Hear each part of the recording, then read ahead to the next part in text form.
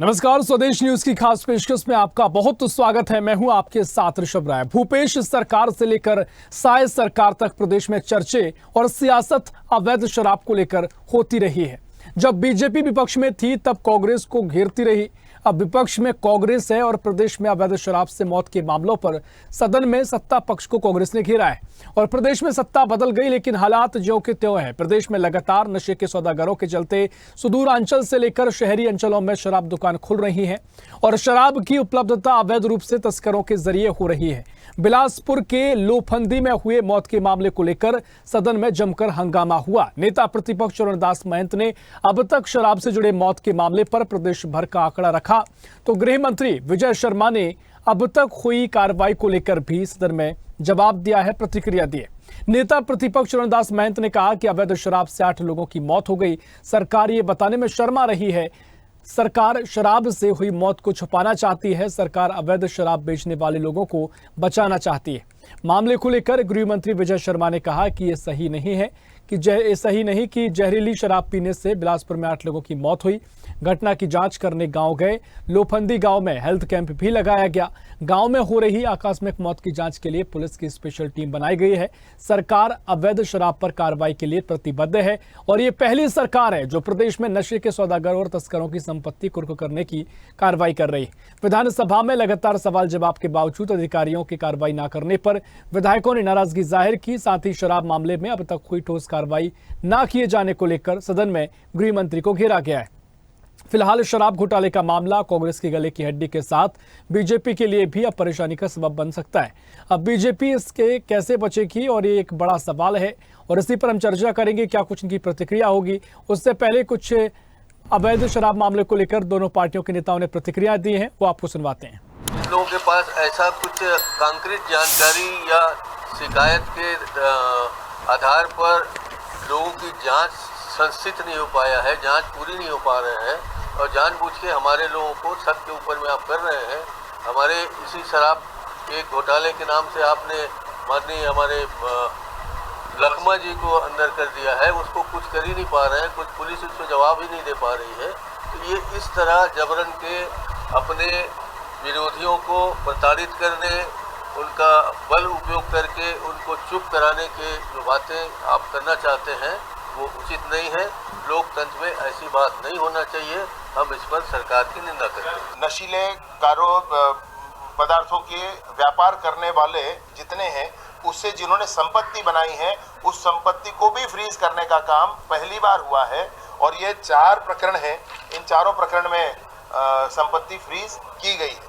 ये पहली बार हो रहा है छत्तीसगढ़ में। इसके अतिरिक्त एनडीपीएस केसेस के में पिट एनडीपीएस के अंतर्गत प्रकरण बनाना और उस पर कार्रवाई करना, 180 से अधिक प्रकरण बने और 47 लोगों को अभिरक्षा में लिया गया है पिट एनडीपीएस केसेस। यह भी छत्तीसगढ़ में पहली बार हुआ। 3 तरह के काम नशे की दिशा में, नशा के कारोबार की दिशा में छत्तीसगढ़ में पहली बार हुआ है। ये जानकारी तो छत्तीसगढ़ में सियासत मौके मौके पर गरमाती है, लेकिन आमतौर पर सियासत गरमाने का एक बड़ा मुद्दा होता है शराब। इस बार अवैध शराब मुद्दा है क्योंकि अवैध शराब से 8 लोगों की मौत का हवाला कांग्रेस ने दिया और सदन में इस मुद्दे को उठाया गया। सरकार को घेरने की कोशिश की गई और सरकार ये बताने में शर्मा रही है। सरकार शराब से हुई मौत को छुपाना चाहती है, ऐसी बातें कांग्रेस ने कही है। और इस मामले को लेकर गृह मंत्री विजय शर्मा ने कहा कि यह सही नहीं है कि जहरीली शराब पीने से ही 8 लोगों की मौत हुई है। घटना की जांच करने गांव में गए हैं और साथ ही तमाम तरीके से हेल्थ कैंप लगाने की बात कही गई है, लेकिन अपने अपने तर्क सभी के हैं। अब शराब को लेकर सियासत है, अपने अपने तर्क सभी के पास है। चर्चा की शुरुआत करेंगे। मेहमान हमारे साथ जुड़ गए हैं। भारतीय जनता पार्टी से प्रवक्ता है रवि सिंह। रवि जी, बहुत स्वागत है आपका स्वदेश न्यूज में। और कांग्रेस की ओर से पक्ष रखने के लिए रुपेश दुबे हमारे साथ जुड़ रहे हैं। रुपेश जी, बहुत स्वागत है आपका स्वदेश न्यूज में। चर्चा की शुरुआत करेंगे। रवि जी, पहले आपके पास आऊंगा। सरकार आपकी और कांग्रेस का आरोप है कि अवैध शराब से 8 लोगों की जान चली गई है। आप ही जिम्मेदार हैं। एक तरफ आप शराब घोटाले का मामला उठा रहे हैं, दूसरी तरफ आपके ऊपर आरोप लगाए, क्या कहेंगे आप? बिल्कुल गलत आरोप है, निराधार आरोप है। और शराब का घोटाला हुआ है तो उठेगा ही। दिखता भी है कितने करोड़ का हुआ है कि 10 लाख नकली होलोग्राम पकड़ाए हैं और कैसे कितने के अधिकारी हुए हैं, वो तो क्लियर है। रही बात जो बिलासपुर की बात है, अभी जांच भी चल रही है और उसमें कुछ भी ऐसा नहीं हुआ है। और एक मुद्दे को लेके यदि कांग्रेस मतलब ऐसा हंगामा करना चाहती तो मैं उनको स्मरण दिलाना चाहता हूँ, जांजगीर में मुझे याद है 4 सितंबर 2023 को 3.5 महीने में 8 लोग की मृत्यु हुई थी। गांव का भी नाम मुझे याद है, रोगदा गांव था और फिर क्या कहते हैं अमोदा गांव। 3 लोग और 2 लोग मारे गए। कब का वाकया आपने बताया, एक बार दोहरा दीजिए। 2023 का कांग्रेस की सरकार का 4 सितंबर 2023 का। सबसे बड़ी बात है, कांग्रेस तो उस समय क्या कहते हैं शराबबंदी की घोषणा करी थी। उनके लिए ज्यादा महत्वपूर्ण इसलिए हो जाता है कि उनके घोषणा पत्र में था, लेकिन उन्होंने कभी शराबबंदी की घोषणा जो की थी उसको पूरा नहीं किया। और मजे की बात बता रहा हूँ, भूपेश बघेल जी का बयान मुझे याद है अच्छे से, जून 2023 के आसपास, शराबबंदी बहुत मुश्किल है भाई, शराबबंदी नहीं करना चाहते, हम नशाबंदी करना चाहते हैं। और नशाबंदी के अंतर्गत क्या क्या, गुटखा, तंबाकू, गांजा, इसको बंद करना चाहिए।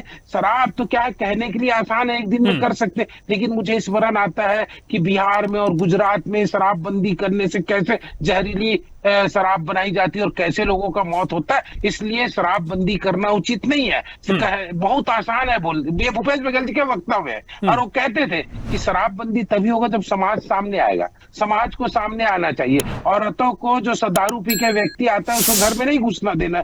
ये किसका कथन था? भूपेश बघेल जी का। अरे हमने तो गंभीरता से स्वीकार किया, हमारे गृह मंत्री जी ने सदन में स्वीकार किया कि हम किस तरह से मतलब कार्रवाई कर रहे हैं नशाबंदी पे। 178 लोगों को हमने गिरफ्तार किया एनडीपीएस के तहत, और बिलासपुर में क्या कहते 4 कर्मचारियों को बर्खास्त किया, उसकी संपत्तियों को अटैच किया, और जो लोगों ने पैसे कमाए हैं इससे उसकी संपत्ति को नीलाम कर रहे हैं। ठीक है रवि जी, अब आपने दो चीज कही, आपने शुरुआत में कहा कि शराब जो घोटाला है कांग्रेस की सरकार का, वो घोटाला है जग जाहिर है, आप ये कह रहे हैं, आपके शब्द हैं। और दूसरी तरफ 8 लोगों की जो मौत हुई है वो अभी जांच चल रही है, उस पर कोई क्लियर नहीं हुआ है। तो वही कांग्रेस कह रही है कि शराब घोटाला जो है उस पर जांच चल रही है। आप क्यों अपने मुंह से बता रहे हैं कि घोटाला हुआ है? अगर आपका भी जो मामला है फिर आप ये भी स्वीकार कीजिए, जो कांग्रेस सवाल खड़े करिए कि 8 की मौत हुई अवैध शराब से हुई है। यहाँ तो आप जांच की बात कह रहे हैं, लेकिन वहां आप कह रहे हैं कि मुझसे हो चुका है। रिपोर्ट आ जाने दीजिए, यदि हुआ होगा मौत तो हमको स्वीकार करने में कोई तकलीफ नहीं होगी। बिल्कुल पूरी जिम्मेदारी से हम स्वीकार करेंगे कि ये जहरीली शराब से मौत हुई है, क्योंकि जांच चल रही है। हम कोई बहानेबाजी नहीं करेंगे, हमारी कथनी और करनी में भी अंतर नहीं होगा। तो शराब घोटाले की रिपोर्ट आ चुकी है आपके पास, जिम्मेदारी तय करके हम उनके ऊपर कार्रवाई भी करेंगे। शराब घोटाले की रिपोर्ट आपके पास आ गई है कि घोटाला हुआ है? बिल्कुल सिद्ध हो चुका है, बिल्कुल ये मामला सिद्ध हो चुका है। आप एक चीज बताएं, मैं कह रहा हूँ, दिल्ली के जो व्यापारी थे 10 लाख नकली होलोग्राम पकड़ाया। उसी नकली होलोग्राम पे 4 बॉटल निकलती थी। सिद्ध हो चुका है, स्वीकार किया उन्होंने। 2000 करोड़ का जो हुआ है उस प्रमाणित है। चलिए ठीक है, कमाल है। अब 81 लकमा अंदर है। मुझे लगता है कि रुपेश जी अब उनके बाहर निकलने की बहुत मुश्किलें बढ़ गई हैं, क्योंकि रवि जी कह रहे हैं कि मामला सिद्ध हो चुका है और शराब घोटाला हुआ है। 2000 करोड़ का ये घोटाला है, कई तर्क उनके पास इसके हैं। और साथ ही जो 8 लोगों की मौत हुई है उसको लेकर बीजेपी का कहना है कि इसकी जांच की जा रही है। अगर मामले में अवैध शराब से मौत हुई भी होगी, स्वीकार किया जाएगा और आगे कार्रवाई होगी। ऋषभ जी नमस्कार, रविंद्र भाई नमस्कार।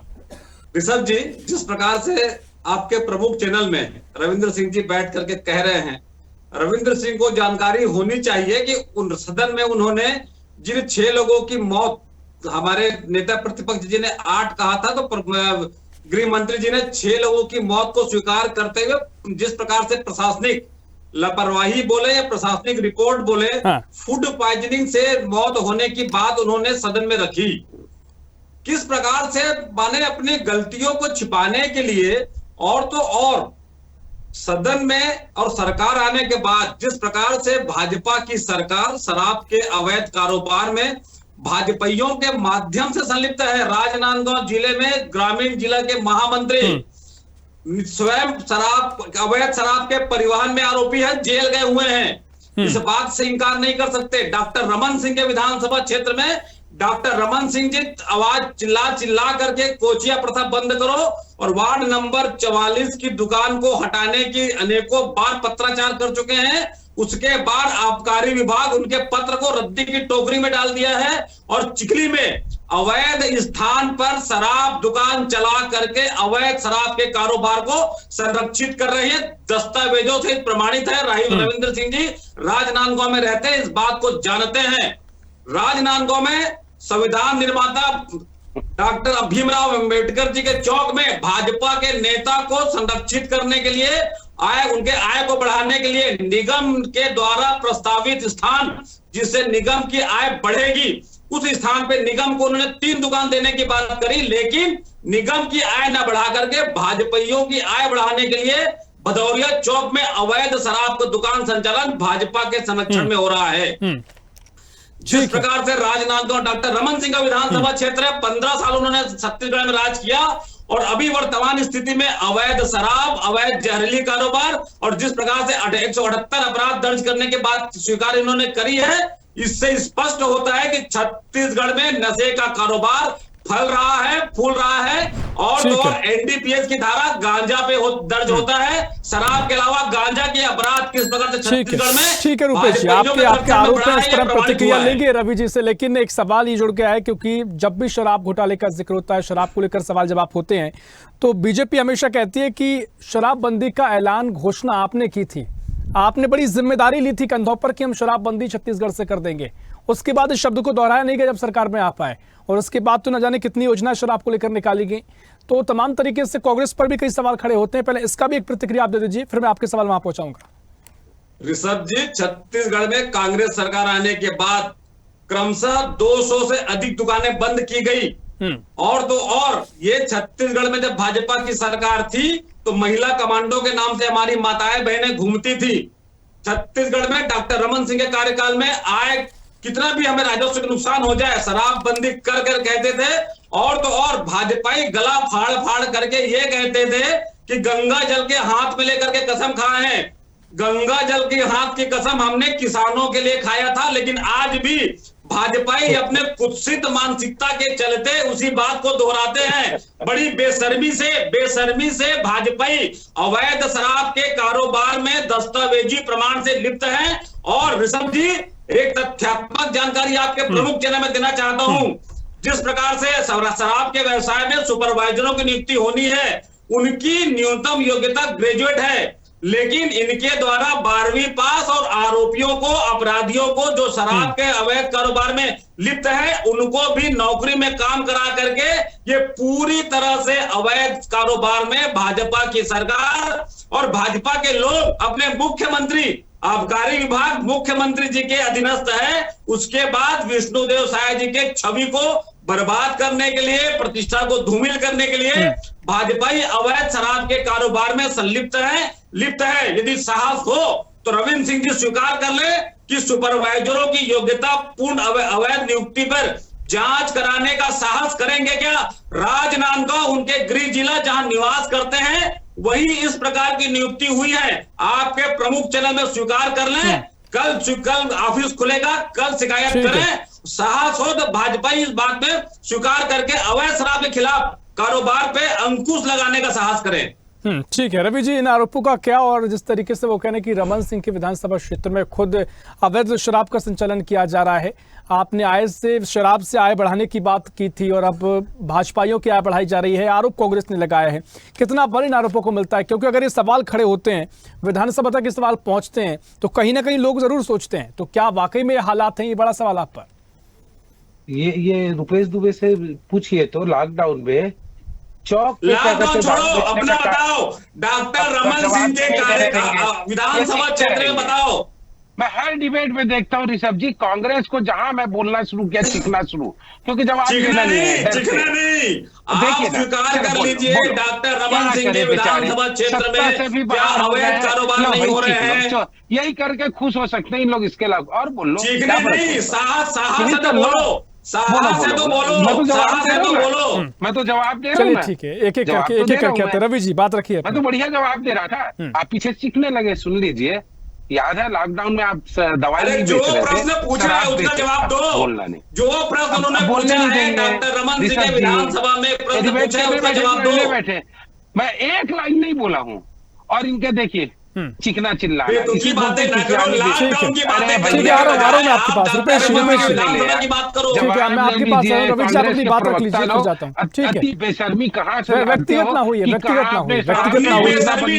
अपनी बेशर्मी बताओ, अपने शब्दों की मर्यादा रखो। साहस है तो डॉक्टर रमन सिंह विधानसभा की बात करो। ठीक है रुपेश जी, आपने अपना सवाल कर लिया है, मैं आप पर लौटूंगा। रवि जी अपनी बात रखिएगा, हम व्यक्तिगत नहीं होते हैं, चर्चा को आगे बढ़ाते हैं। रवि जी, क्षेत्र में डॉक्टर रमन सिंह के क्षेत्र में यदि कोई शराब बेचेगा, यदि वो भारतीय जनता पार्टी का भी होगा ना, तो बख्शा नहीं जाएगा। ये जिस महामंत्री की बात कर रहे हैं वो भारतीय जनता पार्टी के कार्यकाल में जेल में गया है, जेल में बैठा हुआ है।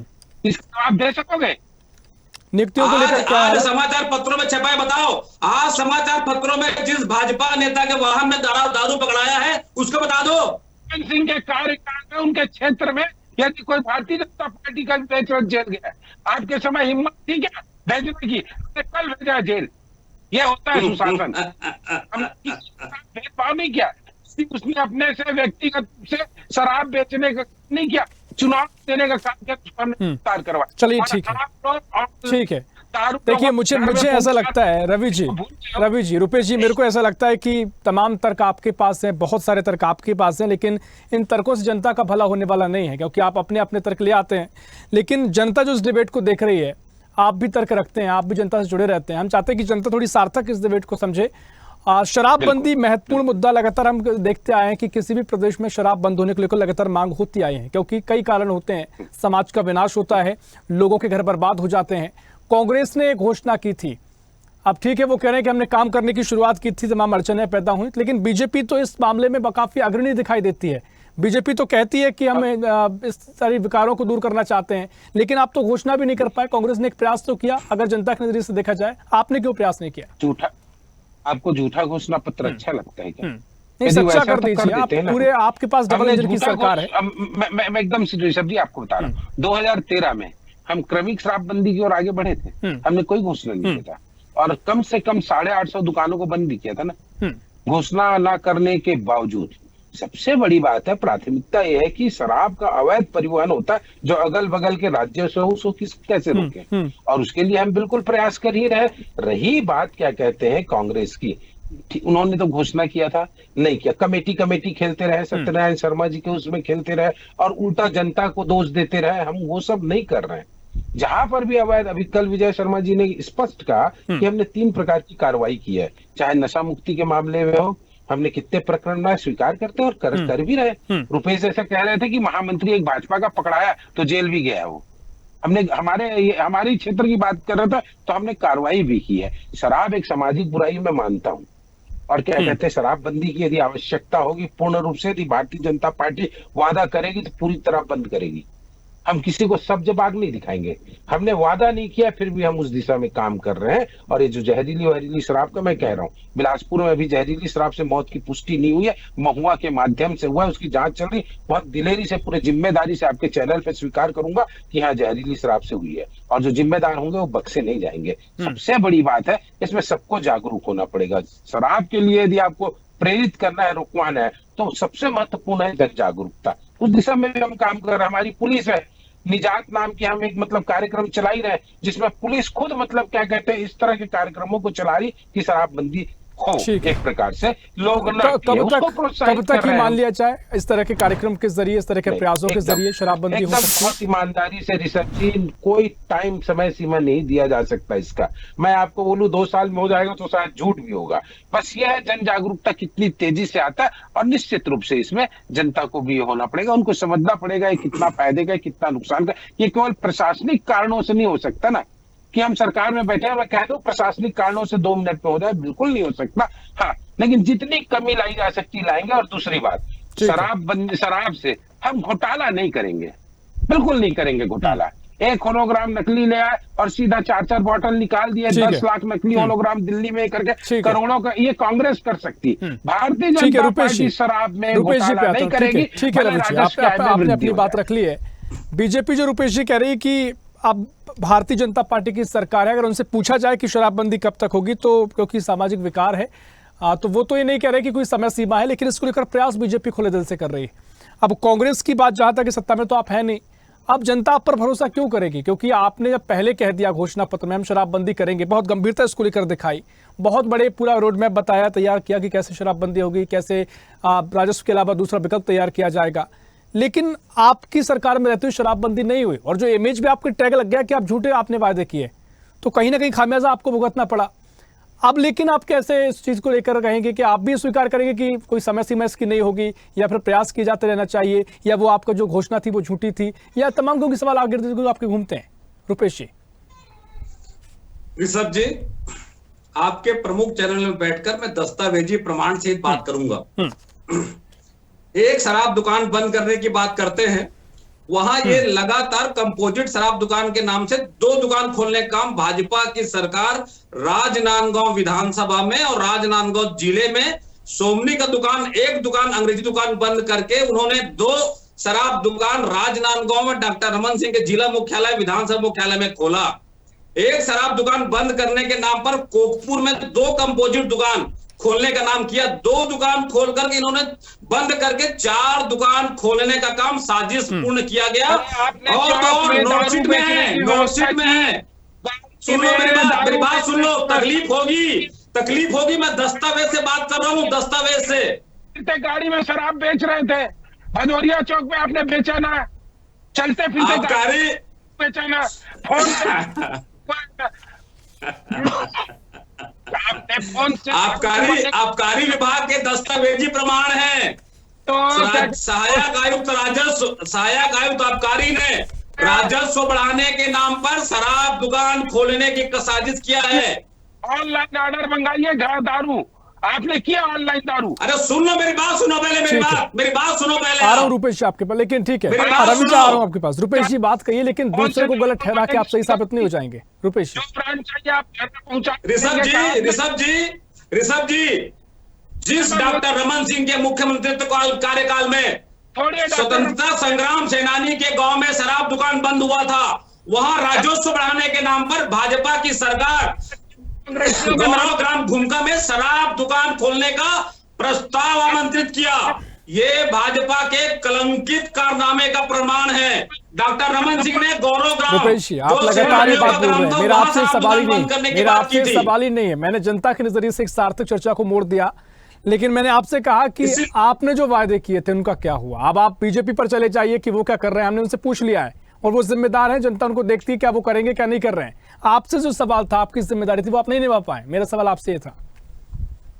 ऋषभ जी, कांग्रेस ने शराबबंदी के लिए समिति बनाने का बात करी थी। भाजपा के लोग उस समिति में ना तो नाम दिए ना गए। और मैं फिर से कहना चाहूंगा, गौरव ग्राम घूमका स्वतंत्रता संग्राम सेनानी का ग्राम था। डॉक्टर रमन सिंह के कार्यकाल में शराब दुकान बंद करने की बात की थी। राजस्व बढ़ाने के नाम पर नया शराब दुकान खोलने का प्रस्ताव भाजपा की कभी नहीं बोलेंगे अपने बारे में, कभी नहीं बोलेंगे भाजपा की। ये ऐसे भाजपाइयों बेशर्मी से बात करते हैं जो सेनानी के, स्वतंत्रता संग्राम सेनानी के ग्राम के मान सम्मान की क्या बात करेंगे। चलिए समय पूरा हो गया। रवि जी क्विक रिएक्शन, क्योंकि वो कह रहे हैं कि उन्होंने कोशिश की थी, आपने अड़चनें पैदा कर दी। मैं एक लाइन की बात करूंगा। इन्होंने वादा किया था और कमेटी खेलते रहे। कमेटी बनाने को अपनी उपलब्धि बताते हैं। अभी भी देख लीजिए, हमने कमेटी बनाने का प्रयास किया, प्रयास से कुछ नहीं होता। आपने वादा किया था तो वो करना था। मैं फिर कह रहा हूँ, भारतीय जनता पार्टी अवैध शराब को रोकने के लिए प्रयत्नशील है और जो करेगा बख्शा नहीं जाएगा, चाहे वो डॉक्टर रमन सिंह के क्षेत्र में हो, चाहे विष्णुदेव साय के, चाहे विजय शर्मा के, कहीं पर भी हम रोकेंगे नहीं इसको। अवैध शराब को रोकने का पूरा प्रयास है, कोई बहानेबाजी नहीं करेंगे। कांग्रेस की तरह तो कदापि नहीं करेंगे। 8 लोगों की शराब से मौत हुई है, नहीं हुई है, एक बड़ा सवाल है, उसको लेकर क्या स्पष्ट होगा। गंभीरता से चर्चा आपने की है, लेकिन जो शराब का मामला है छत्तीसगढ़ में, ये गंभीरता से चर्चा होनी चाहिए थी, वो चर्चा हुई है। आप दोनों ने अपनी अपनी बातें रखी हैं और मुझे लगता है जनता ने सुन लिया है, वो तय करेगी। समय इतना ही है। बहुत शुक्रिया आपका रवि जी, बहुत शुक्रिया रूपेश जी आपका चर्चा में शामिल होने के लिए। तो छत्तीसगढ़ में शराबबंदी को लेकर सियासत लगातार गर्माती आई है और एक बार फिर अवैध शराब से मौत का मामला कांग्रेस ने उठाया और बीजेपी को जिम्मेदार बताया है। बीजेपी का अपना तर्क है, जांच हो रही, जांच का स्पष्ट होगा। फिलहाल के इस खास पेशकश में इतना ही। देश प्रदेश की और भी खबरों के लिए देखते रहिए स्वदेश न्यूज, सबसे पहले देश। ऐसी ही खबरों के लिए हमें लाइक करें, शेयर करें, फॉलो करें और यूट्यूब पर सब्सक्राइब करें और बेल आइकन दबाना ना भूलें। साथ ही ताजा अपडेट्स के लिए हमारी वेबसाइट स्वदेशलाइव.com पर जरूर जाएं।